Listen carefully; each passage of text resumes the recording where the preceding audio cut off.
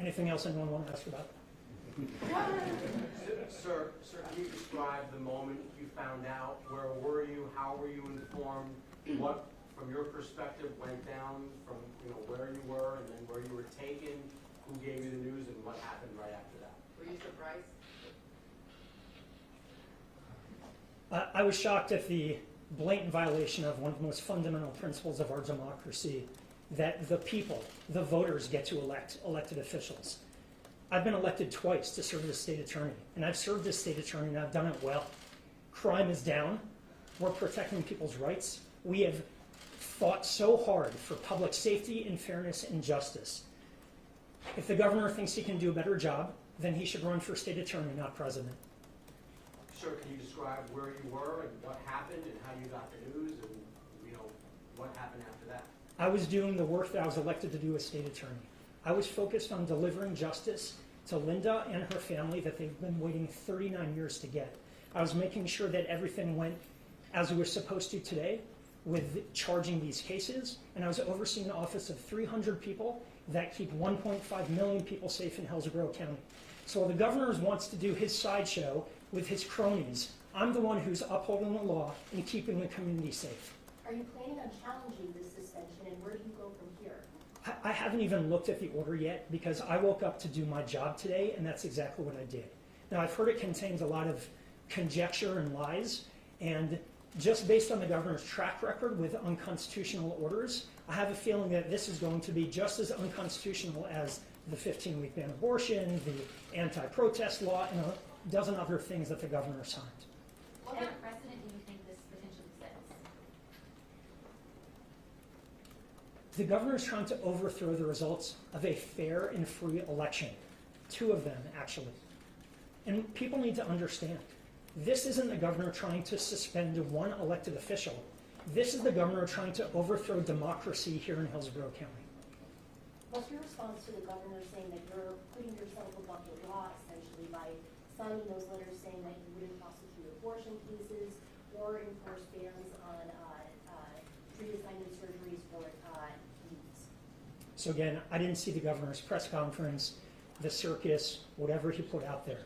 What I know, if you want to talk about the abortion ban, when I became state attorney, I put my hand on the Bible, and I swore to uphold the U.S. and the Florida Constitution. And under the Florida Constitution, the 15-week abortion ban is unconstitutional. And it's not just me saying that, it is a court of law that has said that. The governor's bill has already been thrown out. Now, it's subject to other appeal, but while the governor is hoping that the Supreme Court ignores the law in Florida, I'm the one upholding the law. I'm the one protecting people's rights. I'm the only one at this moment who's actually making sure that we are following the law in Hillsborough County. Are you worried that this project will be the last, the one we just saw you discuss here, are you worried this will be your last major project in state attorney? No. Do you have a response to Sheriffchronister and the other law enforcement officials who spoke out against you at the news conference this morning? Basically agreeing with Governor DeSantis' stance? Again, I didn't see what they said. I didn't hear what they said. I do think the irony is a little rich. I heard Chief Dugan was there, excuse me. He was. Former Chief Dugan was there.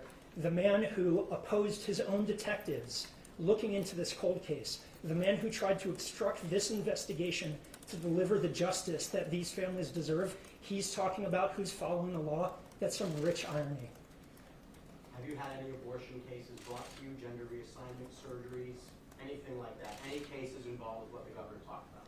We've had none. None of those cases have been brought to us. We're not anticipating those cases being brought to us. You should go ask the sheriff whether he's had those cases and whether they're investigating, arresting people for that. Because when they do and they bring us a case, we'll evaluate it, and we'll evaluate that case on the merits like every other single case we do in the office.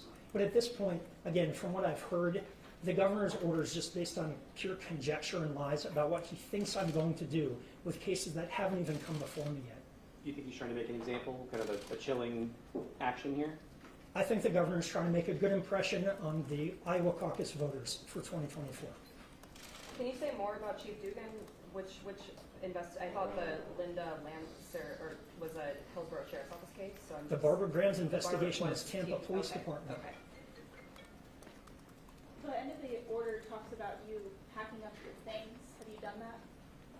No, I haven't yet.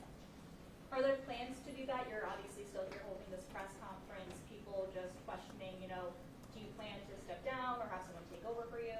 Again, I haven't even looked at the order yet, so I don't even know where to start with all the nonsense that the governor's throwing out today. But you think you'll be, I mean, you said no to my question, so you think you'll be back doing this job as state attorney at some point? I'm still doing this job as state attorney. I'm the twice duly elected state attorney of Hillsborough County, and the governor signing something with a pen or a crayon doesn't change that.